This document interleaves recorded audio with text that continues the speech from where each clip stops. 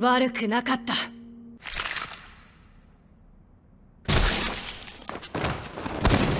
یو گایز، امیدوارم که حال همگیتون خوب باشه. من یاسین هستم و خوش آمدید به این ویدیو با انیمه جم. مانگاکای جوجوتسو کایسن یک آدم خر به تمام معناست. گاکای جوجوتسو کایسن یه پدر سگی، البته با تمام احترامی که برای سگا قائلم. تازه قسمت همش فلش بک بود، اصلا باش حال نکردم، آخرش هم دلمون گرفتم. 大丈夫、私は大丈夫だから。大丈夫なわけないでしょ。 خب این قسمت از اونجایی شروع میشه که نوبارا دستورات نانامی رو نادیده میگیره و تیمش رو ول میکنه که بره به دوستاش ملحق بشه. آخرش هم مسیرش به مایتو میخوره و با هم دیگه میجنگن که خب فایتشون فایت بدی نبود. در حین این مبارزه ایتادوری و اون مایتوی اصلی هنوز داشتن میجنگیدن. مایتو میدونه که ایتادوری زیادی احساسیه، به خاطر همین در مسیری که داره فرار میکنه هر آدمی که میبینه میکشه و سمت ایتادوری پرت میکنه که حواسش پرت بشه. میدونه که ایتادوری مثل گوجو نیست. گوجو وقتی که همه اینا تبدیل شدن همه رو کش، در همین قبال ازشون معذرت خواهی کرد و بهشون گفته که من اون کسی که این کارو باتون کرده حتما کارشو کف دستش میذارم. و اما ایتادوری چی؟ با اینکه طرف شکمش سوراخ شده داره ازش پرسه که حالت خوبه یا نه. 大丈夫か。 در همین حین نوبارا هنوز با اون بدل مایتو داشت میجنگید و آخرش با یه تکنیک سرش میخکوب میکنه. اینجا مایتو میگه مگه ایتادوری فقط دشمن ذاتی من نبود؟ یعنی اینم هست؟ حالا من نمیدونم ایتادوری حالا به خاطر اینکه سوکانا توشه خب میشه گفت آره، ولی خب دوباره نمیدونم چی داشته. حالا شاید در آینده بهمون بگن که خب اگه شما ایده یه چیزی دارین حتما تو قسمت کامنت ها بگین.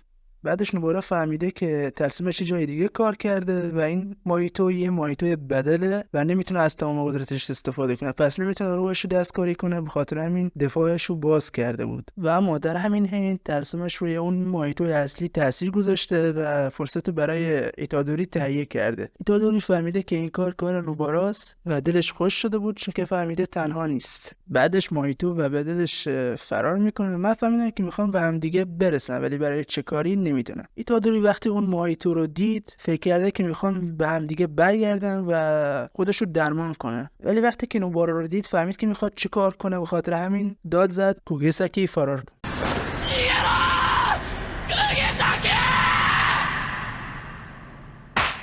و نوبارا نفهمیده چی شد، در نتیجه دفاعش هم باز بود و آخرش هم اینجوری شد. اینجا مایتو میگه من نتونستم کار اون آخری رو با نفس تموم کنم. خب این میخواد چیکار کنه؟ اون آخری منظورش نانامیه. و بعدش نوبارا دستش روی صورتش میذاره و اینجا وارد فلش بک میشه که خب فلش بک در مورد گذشته نوبارا بود. وقتی که میخوان یه شخصیت رو بکشن یه فلش بکی در مورد گذشتهش درست میکنن که بهت میگن که اینم بیگناه بود، اینم مظلوم بود، بعد میکشنش پایین که دلت بیشتر بشکنه. خب این فلش بک همونطور که قبلا گفتم در مورد گذشته نوباراست و آشناییش با دوستش فومی. بعدش این دو با ساوری آشنا میشن، با هم چای میخورن، وقت میگذرونن اینا. آخرش هم ساوری به خاطر یه سری مشکلاتی از روستا میره و نوبارا میزنه زیر گریه. とにかくナバラちゃんが顔をべちゃべちゃにして泣いていた。 بعدش اینجا نوبارا بزرگ میشه و تصمیم میگیره اونم بره بیرون از روستا، بره توکیو. نوبارا به فومی گفتش که بهت قول میدم که از من یه روزی 3 نفرمون یه جا جمع میشیم و اون 3 نفر خودش و فومی و ساورو بود. بعدش هم خداحافظی. اینجا نوبارا وارد یه رویا میشه که هم دوستاشو هم کلاسیاشو میبینه. فومی رو میبینه و بهش میگه ببخشید که نتونستم به قولمون عمل کنم. و بعدش به ایتادوری میگه به همه بگو از طرف من اونقدرام بد نبود. فکر کنم زندگیشو میگه. イタドリ、みんなに伝えて。悪くなかった。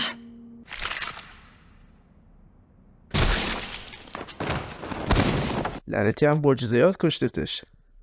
اونم چشمشه نه؟ بچه ها ببینید من نه مانگا دیدم نه چیزی، هیچی ندیدم خب، ولی یه حسی داره به من میگه که نوبارا شاید هنوز زنده باشه یا شاید مثلا یکی بیاد نجاتش بده. به خاطر اینکه ما دیدیم فقط نصف صورتش نفرین گرفته، فقط همین، یعنی به اندازه نانامی که کاملا منفجر شد یا نیست. شما چی میگید؟ نظرتون حتما بگید تو قسمت کامنت ها. و این هم پایان این بررسی. تنها چیزی که واقعا منو نگران میکنه قسمت 20 که اونم اسمش درست و نادرسته. تو قسمت اول درست و نادرست نانامی کشتن، دومشو نوبارا رو کشتن، سومیشو فکر کنم میخوان تازوری بکشن کنن انیمه رو ختم کنن.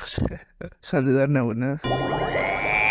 خب بچه‌ها این هم از پایان این ویدیو. امیدوارم که از این ویدیو خوشتون اومده باشه. حتما اگه خوشتون اومد لایک بزنید، عضو کانال بشید، اون زنگوله بغلیشو هم بزنید که به محض اینکه ویدیو جدید آپلود شده براتون اون بالای نوتیفیکیشن میاد. و ممنونم که تا اینجای ویدیو با من همراه بودید و شما رو تو قسمت بعدی میبینم و فعلا سایونارا.